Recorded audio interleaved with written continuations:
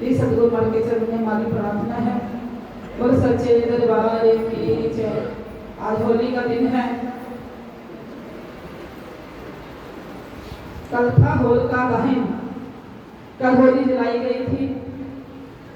कल प्रहलाद की रक्षा हुई और भक्तों ने दूसरे दिन रंग खेला, मिठाइयाँ बांट के खाई, भक्त ने खुशी मनाई कि भगत प्रहलाद की रक्षा हुई। तो इसलिए जो होली के दिन होते हैं, ये होली जो है ये प्रहलाद भगत की भक्ति का एक वृत्तांत है। होली के दिनों में प्रहलाद भगवान विष्णु के परम भगत थे। जो उनके पिता थे हिरण्यकश्यप, प्रहलाद के पिता, वो भगवान से वैर करते थे, भगवान को नहीं मानते थे। कहते थे मैं ही भगवान हूँ। भगवान से वैर क्यों करते थे? एक समय की बात है, ये दोनों भगवान के हिरण्यकश्यप और हिरण्याकश भगवान विष्णु के द्वारपाल थे।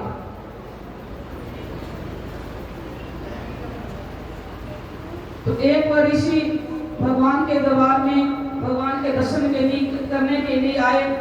तो ये दोनों द्वारपाल स्थित थे, जिनकी आज्ञा के बिना कोई अंदर नहीं जा सकता था। जो ऋषि आए थे भगवान के दर्शन करने के लिए, उनको कहा कि भगवान अभी विश्राम में हैं, भगवान का भी दर्शन नहीं हो सकेंगे। तो उन्होंने कहा कि हम साधुओं के लिए, संतों के लिए कोई नियम नहीं है, इसलिए हमें भगवान के दर्शन करने जाना है। तो इन्होंने भगवान के दर्शन करने नहीं जाने दिया। तो उन्होंने इन दोनों को शाप दे दिया, तुम भगवान के दरबार में रहते हो, तुमको तनिक भी ज्ञान नहीं है, इसलिए तुम दोनों राक्षस हो जाओ। दोनों को श्राप दे दिया ऋषियों ने। दोनों द्वारपाल जय और विजय। तो वहां पर बहुत शोर हो गया। प्रभु जी के आगे भगवान आए, देखा भाई बहुत शोर हो रहा है। तो उन्होंने कहा भगवान हम तो आपकी आज्ञा का पालन कर रहे थे, तो ऋषियों ने हमको श्राप दे दिया, अब हमारा उद्धार करिए। तो प्रभु ने कहा होनी को टाल नहीं सकता, उद्धार तो तुम्हारा प्रभु करेंगे, मैं ही करूंगा। अगर तुम मुझसे मेरी भक्ति करोगे तो 7 जन्म में तुम्हारा उद्धार होगा, 7 जन्म तुम्हारी मुक्ति होगी। अगर मुझसे प्यार करोगे तो 3 जन्म में तुम्हारी मुक्ति करूंगा। तो इन्होंने सोचा फिर भक्ति करके क्या करनी है, भगवान से प्यार ही लेते हैं तो 3 जन्म में मुक्त हो जाएंगे। तो इनको पता था। तो आगे सबसे पहले ये क्यों बने? हिरण्याकश्यप और हिरण्याकश। हिरण्यकश्यप कौन थे? प्रहलाद के पिता। हिरण्याकश को ही भगवान ने बड़ा रूप धर के उद्धार किया था, मारा था भगवान ने। और हिरण्यकश्यप को भी भगवान ने उद्धार किया था। यही चल के आगे कौन बने? कुंभकर्ण और रावण बने, उनका भगवान ने उद्धार किया। फिर बने कंस और शिशुपाल। तीसरे जन्म जाके इनकी मुक्ति हुई थी, अपने पूरे रूप में आ गए थे। ये दोनों भगवान के द्वारपाल ही थे। इनको ज्ञान भी था कि ये भगवान है, हम इनसे प्यार करेंगे तभी हमको मुक्ति होगी। तभी तो रावण ने भगवान से प्यार किया था। रावण जानता था ये भगवान राम है, क्यों? उनका पूर्व का जन्म सब याद था उनको। खुद ही भगवान से प्यार किया था उन्होंने। तो भगवान का अगर प्यार करोगे तो 3 जन्म की मुक्ति करूंगा, अगर भक्ति करोगे 7 जन्म लग जाएंगे। प्रभु की लीला परम्पार है। तो ऐसे ही भगवान ने लीला तो करनी थी। कहते भक्तों के घर में तो राक्षस पैदा हो जाते हैं और राक्षसों के घर में भगत आ जाते हैं। तो राक्षस था, इन्हीं के घर में भगवान ने भगत प्रहलाद को भेज दिया। प्रहलाद भगवान विष्णु के भगत थे। गाथा तो इनकी बहुत लंबी है। तो हरि का नाम जपते थे। तो जो हरि का नाम जपता था उसे वैर करते थे। बड़ा इनको कष्ट दिया कि किसी बहाने ये भगवान का नाम जपना छोड़ दे। बड़े कष्ट दिए, आप सबको मालूम है। पहाड़ की चोटी से भी गिराया गया, अग्नि में तपाया गया, उबलते हुए तेल की कढ़ाई में डाला गया, नागों के आगे लटाया गया, हाथियों के आगे भी छोड़ा गया, लेकिन प्रहलाद का बाल भी बांका नहीं हुआ। कहते हैं वाल्मीकि हो सकता जिन्हों तेरा भरोसा वो अग दे विच खलो सकदा, जिन्हों तेरा भरोसा। कई यत्न करके देख लिए प्रहलाद को मारने के लिए, लेकिन इसको राखे साइया मार सके ना कोई, जिसको रखे साइया मार सके ना कोई, बाल ना बांका हो सके चाहे सब जग वैरी होए। उसका कोई बाल ही बांका नहीं करता जिसका भगवान रक्षक है। कहते मारने वाले से बचाने वाला ज्यादा ताकतवर होता है। तो उनकी एक बहन थी होलिका, उनको किसी का ऋषि का वरदान मिला हुआ था कि अगर तू अग्नि में बैठेगी तो अग्नि तुझे नहीं जलाएगी। उनको वो याद था, भगवान ने पति फेर भी उसकी इसको भी खत्म करते हैं। तो उसने कहा अपने भाई को कहने लगी होलिका, भाई तुम बड़े यत्न कर लिए मारने के प्रहलाद को, ये तो काम ही बड़ा आसान है, ये काम तो मैं ही कर देती हूँ, आप जिखा तैयार कराइए। तो मैं प्रहलाद को लेके बैठ जाता हूँ, अग्नि में बैठ जाती हूँ, तो मुझे अग्नि नहीं जलाएगी और प्रहलाद जल जाएगा। तो तुम्हारी रोज की टेंशन जो है, चिंता मेरी खत्म हो जाएगी। पता ये तो बहुत अच्छी बात है। उसका पहले उन्होंने हम ध्यान नहीं लिया, अग्नि को हाथ लगाया, जैसे भी अग्नि से कुछ नहीं कहा, पर लेकिन वो अकेली थी, अकेली को बता दिया था, तुम बैठी अग्नि में, तू अग्नि नहीं जलाएगी। तो प्रहलाद को लेकर आपने देखा होगा कल होलिका से जलाई थी, होली जलाई है, केड़े लोग होली के रोट बनाए होंगे, कच्चा सूत्र बैठते हैं उसके ऊपर, कच्चा सूत्र नहीं जलता, रोट पड़ जाता है। तो कच्चा सूत्र क्या है? वो प्रहलाद चिन्ह है। कई लोग झंडा लगाते हैं अग्नि में, उस झंडा को खींच देते हैं, वही प्रहलाद का चिन्ह है। अग्नि की पूजा की जाती है। किसने पूजा करी थी? जो माताएं पूजा करती हैं अपने बच्चों के लिए। क्यादू ने पूजा की थी, क्यादू थी माता प्रहलाद की, उसने पूजा की थी कि मेरे पुत्र की रक्षा हो। कच्ची रस्सी छिड़कते हैं, जो जो किसी के रीति रिवाज हैं।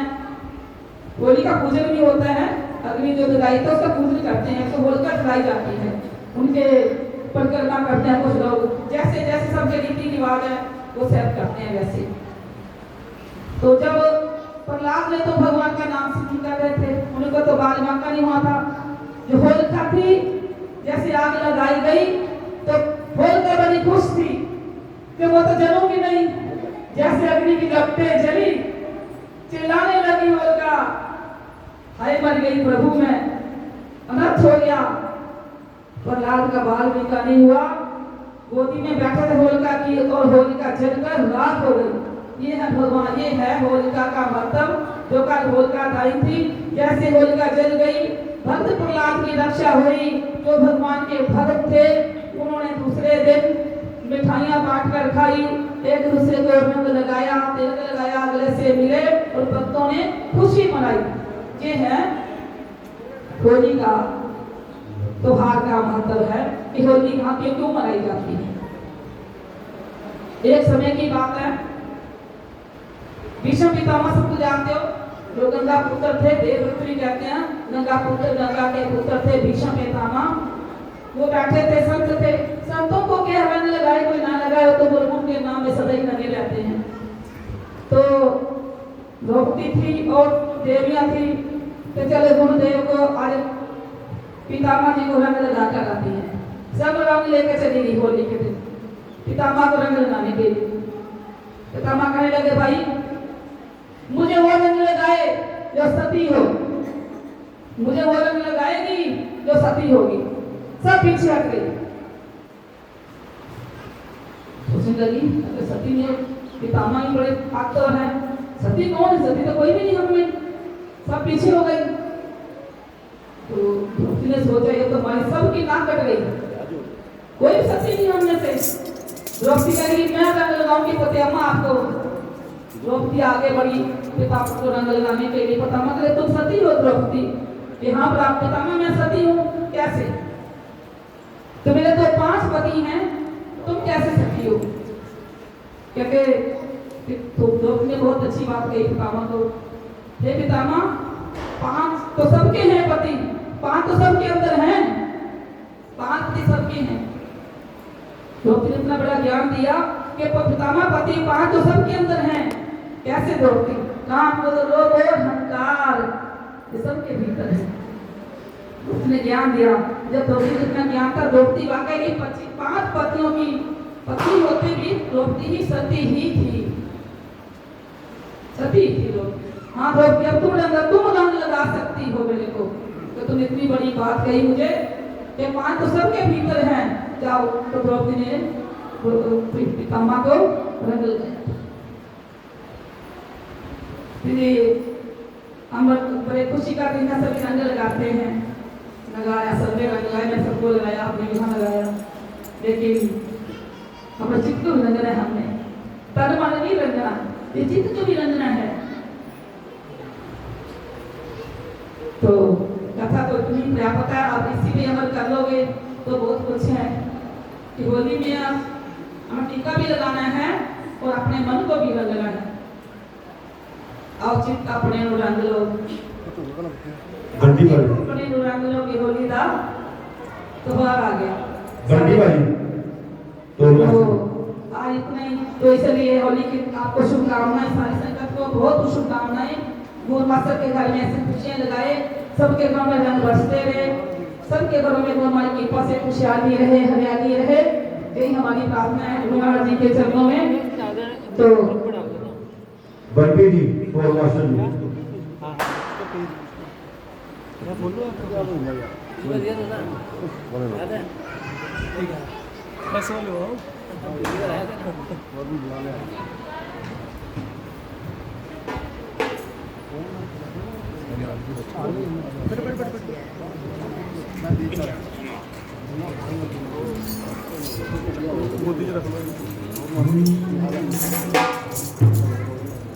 बोलो श्री राम, बोलो सतगुरुदेव महाराज की जय, बोलो साचे दरबार की जय। जे तू नारायण श्यामा प्रहलाद डोल इन्हीं बनना श्यामा से प्रहलाद हो जाता। तो प्रहलाद को मारने के लिए भगवान बड़े अपने जेब में छोटे को घुसवा दिए। फिर उसका उद्धार कैसे हुआ? प्रहलाद का वो उधर तो बच गया अग्नि से, तो उसने कहा भी तो बड़ा नहीं, अब किसको मारूं?